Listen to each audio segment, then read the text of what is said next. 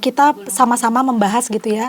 Sebenarnya organisasi profesi atau kepustakawanan itu keberadaannya itu gunanya tuh apa sih untuk profesi tersebut gitu.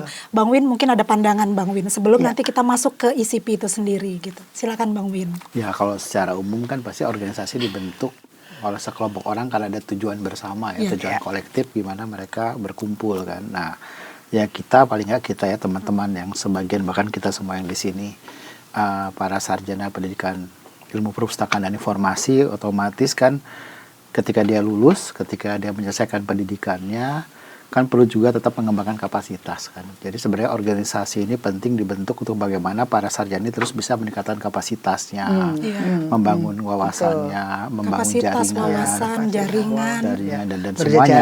Nah, ya pada saatnya waktu itu kebetulan saya juga ikut waktu pendiriannya di Bali ya, tahun 2006 itu dari pertemuan dulu sebelumnya di Kemang, terus habis itu ada di Bali itu di kampus Udayana. Saya ikut mendirikan lah waktu itu bersama para senior dan juga masih anak kemarin sore waktu itu ikut-ikut. Oh iya ya, masa sih? Iyalah 2000. Masih cimit-cimit gitu ya artinya ya? Ya semacamnya. Ya jadi ya secara kolektif pasti ngerasa penting. Dulu mungkin awalnya masih ada beberapa pendidikan, baru beberapa perguruan tinggi yang ada jurusan ilmu perpustakaan dan informasi kan, baru masih paling baru UI, Unpad, ada sebenarnya UGM, UNER, USU juga. Dan sekarang kan udah banyak sekali ya, udah 50 lebih kayaknya katanya. Pendidikan perpustakaan dan pada saatnya kan kita juga perlu yaitu mengajak para sarjana ilmu perpustakaan informasi itu untuk bergabung di ICP. ICP ya, karena banyak orang menyebutnya ada ICPI gitu. Nah, itu jadi gimana sih Bang? Yang benar penyebutannya ICP. ICP aja gitu ya. Jadi kalau ICPI gitu kan, rasanya ada I yang tertinggal di belakang ICP, gitu kan. gitu jadi ya. ICP. Mungkin harus pakai nolnya karena I-nya 2 jadi ICP. Nah, itu disamakan gitu maksudnya penyebutannya. Jadi mungkin selama ini kan mungkin banyak yang punya cara masing-masing menyebutkannya kan. Dia sebenarnya ICP lah, ICP dengan atau otomatis I-nya 2 jadi di belakang. Ingat IP itu kan juga tidak boleh disebut sebagai IP kan.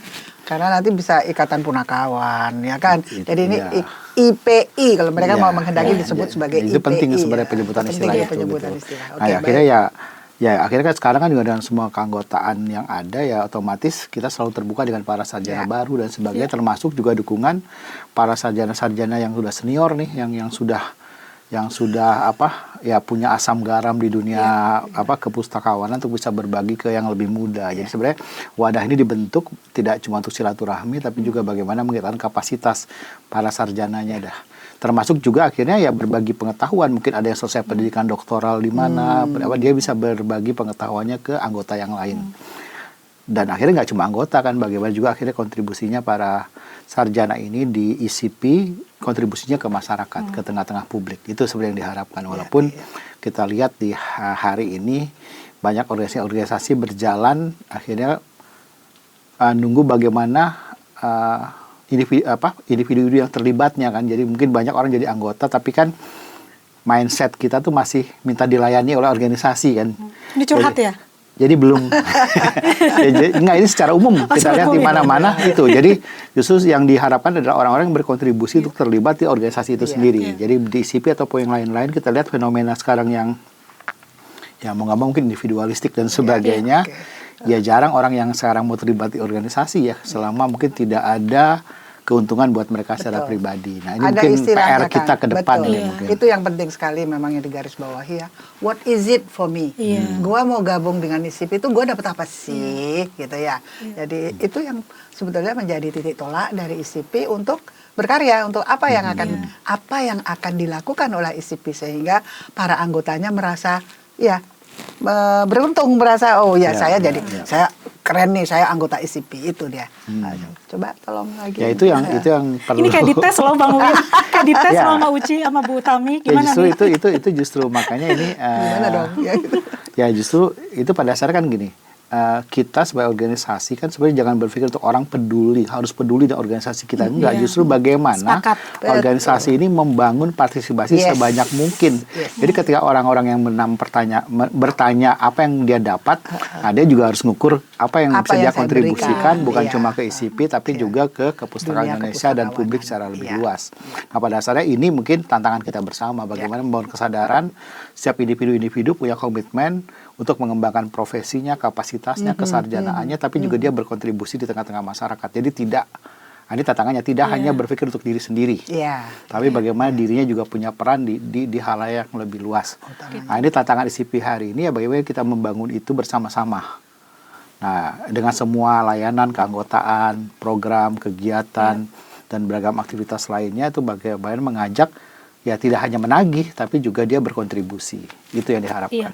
Bang Win, kan kalau kita boleh berkaca nih ke organisasi profesi lain gitu, Ci, mereka itu kayak lulusan di profesi tersebut kayak sudah ada kesadaran aja gitu langsung untuk bergabung gitu.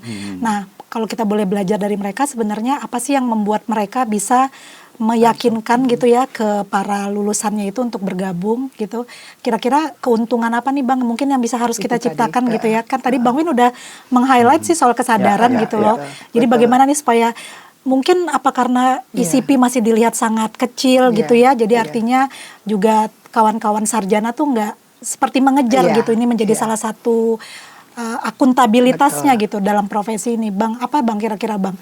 Kalau mungkin kita bisa diskusi bareng nih gitu. Ya sebenarnya tidak lihat dalam konteks organisasi kesarjanaannya saja, tapi mungkin dengan konteks kepustakawanan sesuatu yang lebih luas. Gimana posisi dunia kepustakawanan itu di tengah-tengah masyarakat yang lebih Indonesia, publik dan sebagainya. Gimana profesi pustakawan, profesi-profesi informasi lainnya dilihat oleh ya masyarakat gitu loh. Jadi sebenarnya pada dasarnya mungkin ada pola ya, mungkin ada misalnya kalau kita lihat kesarjanaan lain yang punya asosiasi kuat itu memang pertama mungkin profesinya sudah jelas di tengah-tengah masyarakat punya peran yang signifikan gitu, peran yang jelas dampaknya buat masyarakat. Terus kedua, mereka juga terlibat di kegiatan masyarakat secara umum. Nah, itu mungkin sebenarnya akhirnya kita merefleksikan ke dunia kepustakawanan Indonesia. Apakah kita ini jago kandang? Apakah kita cuma sibuk ngurus diri kita sendiri, atau kita cuma punya peran yang signifikan di tengah-tengah masyarakat gitu loh. Nah, itu mungkin refleksi ke siapapun yang memang dia sarjana perpustakaan, dia punya profesi mungkin terdekat dengan dunia pengetahuan dan informasi, gimana dia lihat apa kontribusi kita orang per orang ke tengah masyarakat. Jadi sebenarnya ini yang membedakan. Jadi banyak organisasi solid karena mereka punya militansi tidak hanya untuk dirinya sendiri, tapi militansi untuk kelompoknya, organisasinya, profesinya dan sebagainya. Itu yang harus ditumbuhkan di tengah-tengah para sarjana perpustakaan dan informasi di Indonesia. Itu sih mungkin PR yang sebenarnya ini terus ada sejak awal sih. Justru bagaimana kita membongkar ini, mendobrak dinding ini untuk tidak ada sekat lagi bahwa kita itu bagian dari masyarakat. Jangan memaksa masyarakat hanya melihat profesi kita, tapi kita tidak punya kontribusi apapun.